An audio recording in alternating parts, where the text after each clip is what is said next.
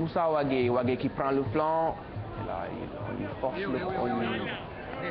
Il a bloqué la route. Il est bloqué. Le Brésil qui a nettement très bien abordé ce match. Je pense qu'ils doivent avoir beaucoup visionné les matchs du Sénégal. Ils empêchent nos latéraux de monter. Pour le moment, il réussit fort bien. Ouais, tout ce qui faisait la qualité du jeu sénégalais, à savoir les côtés, les flancs avec les deux décentrés et les arrières latéraux qui montaient, pratiquement il n'y a rien eu de tout cela aujourd'hui. Et ça semble avoir été très bien préparé de la part du staff technique brésilien. Et je pense que c'est ça qui a fait la différence. Jorge, latéral gauche brésilien qui s'appuie sur Jean-Carlos. Jean-Carlos, Jorge, il est passé. Jorge face à Ibussi. Jorge, le 4e but brésilien. Le Brésil qui marque un 4e but à la 35e minute de jeu. Attention à la correctionnelle, 4 buts déjà, c'est trop. Et tout semble s'écrouler comme un château de cartes là. Donc ces premières périodes, ça risque d'être une période assez... période de tuiles. Le relais avec Jean-Carlos, le 1-2, ça marche parfaitement. Eliman Tissé est pris dans le vent. Jorge face à Ibussi, il le bat sans difficulté. Ça, c'est la défense qui explose. Oui, c'est la défense qui explose. On se jette, on s'est très tôt jeté dans ce cas de figure. Il faudra le bloquer. Il ne faut pas le laisser. Qui évolue à Flamengo. Possibilité de s'engouffrer. Club de Zico, de Bebeto, de Juninho, de Romario, de Ronaldinho. Et d'Edmundo aussi. Ah oui, beaucoup de joueurs brésiliens sont passés par Flamengo. Surnommé l'animal Edmundo. Flamengo qui se trouve à Rio de Janeiro. 4 buts à 0 en faveur du Brésil après seulement 35 minutes de jeu. Mamoudi. C'est absolument immérité. Vu le parcours de l'équipe du Sénégal jusqu'ici. Bon. Et très beau pressing de Rémi Nassalan ici qui se bat bien et qui récupère encore le ballon. Moussa Koné pour Moussa Wagué. Le centre de Wagué vers Sidi Sarr. Le renvoi de la défense brésilienne. Le mouvement est parfait. Marcos Guilherme, un peu court, mais il a réussi à récupérer la balle.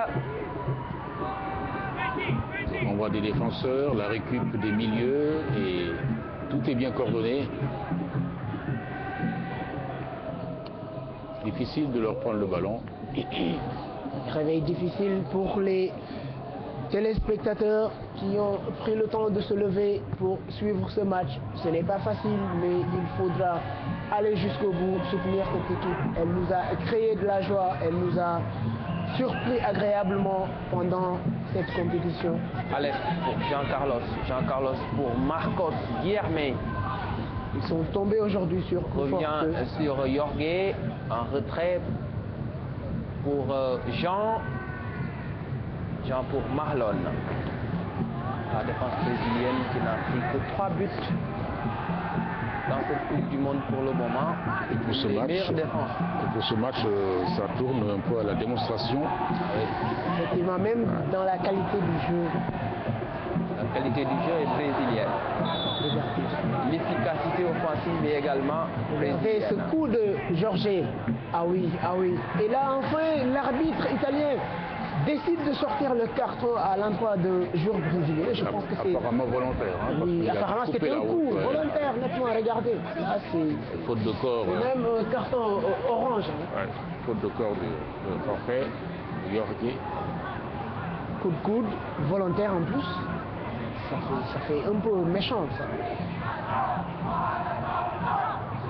Et là c'est un coup franc pour le Sénégal. Avec Roger Gomis, le capitaine, sociétaire de Luan Cuiseau en France. Les Sénégalais qui tardent à tirer ce coup franc et c'est Eliman Tissé qui va s'y coller. C'est parti au second au poteau. Sidi Sarr de la tête pour Mamadou Thiam qui rate le coche face à Jean. Ah oui, il avait la balle du 1-4. Ouais. Sidi Sarr avait bien remisé pour lui. Ouais. Et il n'y avait pas au jeu, regardez, il rate l'occasion de soigner sa statistique personnelle. Il accompagne ce ballon ce simplement. qui lui aurait fait 3 buts. ces Sénégalais qui râlent, oui. Mamadou Thiam, dont le papa était un ancien international, Pape Idriss Thiam, et son grand-père fut sélectionneur du Sénégal, Abdoulaye Thiam, entre 1962 et 1963. Une famille de fous. Ouais. Son autre grand-père, un chroniqueur sportif bien connu de chez nous, Abdoulaye Diaw, que nous saluons au passage. Qui regarde certainement ce match, tout comme ceux-là même qui nous envoient des messages sympas. Bougazeli avec Mangasen de la Sénélec, agent de la Sénélec, Mangasen. Et ils sont tous debout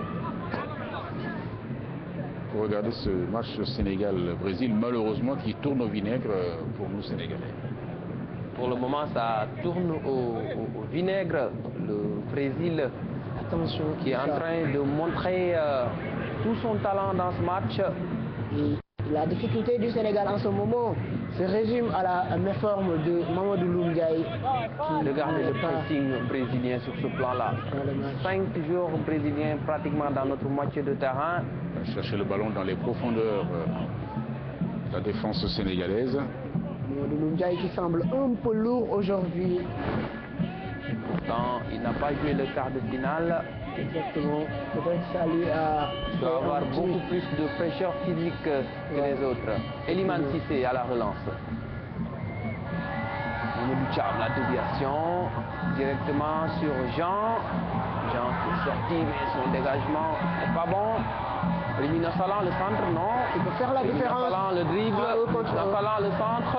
3 défenseurs qui l'attendaient. 3 défenseurs dans la surface de réparation qui attendaient le ballon de Nassalan.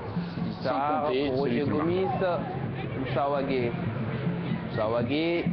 Wagué qui s'appuie sur Moussa Koné. Le contrôle. Allez, petit, allez, il faut se concentrer. Il ne faut pas lâcher ce match. Il ne faut pas lâcher ce match, il ne faut pas perdre l'envie. 4-0, c'est assez lourd, mais il faudra en tout cas limiter la casse, comme l'a dit Ibrahim Mbouk tout à l'heure. Joao Pedro pour la remise en jeu. Moussa Wagué de la tête. Danilo.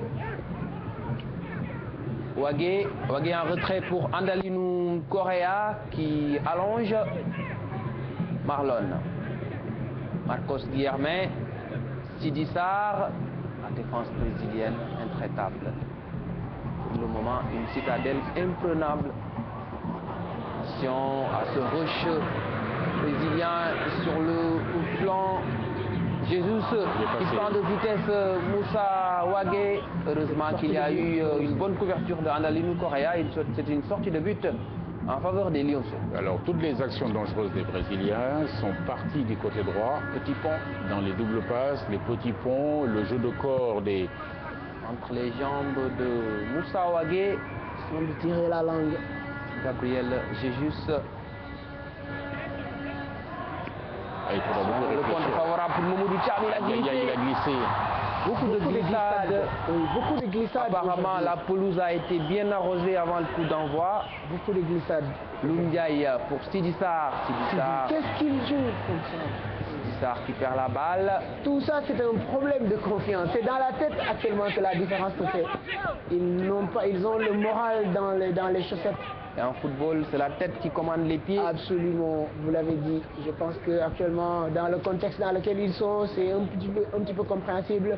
C'est qu'ils avaient l'habitude de réussir. Aujourd'hui, ils sont en train de le rater complètement. Regardez ces Les Sénégalais ont pris une douche froide. Ah ouais, c'était parti 4 buts en 35 minutes. Et surtout, le premier but qu'ils prennent d'entrée, ça coupe les jambes. Ça coupe les jambes à l'intervalle de quoi, 3-4 minutes. Il y a eu un deuxième but.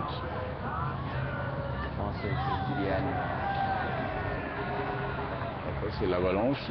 Il méritait quand même ce petit but. Le Sénégal mérite ce petit but quand même pour sauver le Nassalan face à Aleph. C'est une touche sénégalaise. Aleph, sociétaire de l'Olympique de Marseille, le numéro 17 brésilien. Qui est dans l'équipe des U19 de l'OM. Ah ouais, dans la réserve de l'Olympique de Marseille. La sortie de Jean, impeccable. Vite relancé pour Joao Pedro. Pour venir vite défendre. Le renversement vers Il est tout seul, il est tout seul. Jean-Carlos, Marcos Guilherme, Jean-Carlos, le relais. Extraordinaire. Faute, Il va lui donner le carton sur jaune. Carlos, sur Guilherme, Koto ne comprend Il pas. va lui donner le rouge. Carton rouge pour Eliman Cissé. Non, mais c'est pas possible, monsieur En fin l'arbitre. de première période, on le disait adamant, On le Eliman craignait. Cissé a pris un carton trop tôt et il fallait gérer ce carton. C'est la Il n'a raison. pas réussi à le faire et il a fait un très bon tournoi. Moussa Ba, dommage. Eliman Cissé, dommage. Moussa Ba qui va certainement remplacer Moussa Koné dans ce match. Bon, je ne suis pas devant, mais je le pense tout simplement. Mais regardez, je pense que la différence, Ibrahima, c'est faite. Effectivement, Ah oui. il y a eu cette petite faute, et volontaire, intentionnelle, même si il a tendu le pied, mais je pense qu'il ne l'a pas touché. La différence s'est faite sur le premier carton jaune de Eliman Cissé, sur lequel l'arbitre lui donne un carton jaune assez immérité. Et il fallait gérer le match en ce moment. C'était sa première faute, moins d'une minute de jeu.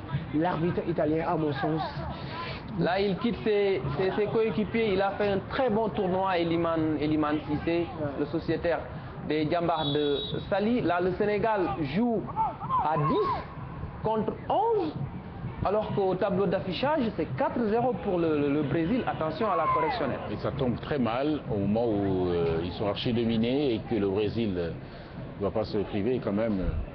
Il va continuer au contraire à se créer des occasions et à Bouchidia. commander le jeu. Guilherme, Bouchidia pour Marcos Guilherme. Marcos Guilherme. Heureusement qu'il rate sa passe. Il a raté sa passe. Le match va être difficile pour le Sénégal.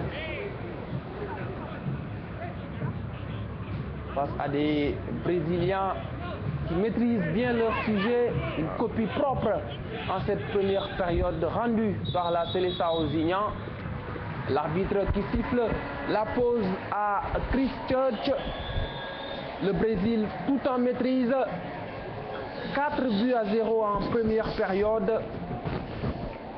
Andalino Correa ne comprend pas ce qui lui est arrivé. Les Brésiliens qui regagnent les vestiaires avec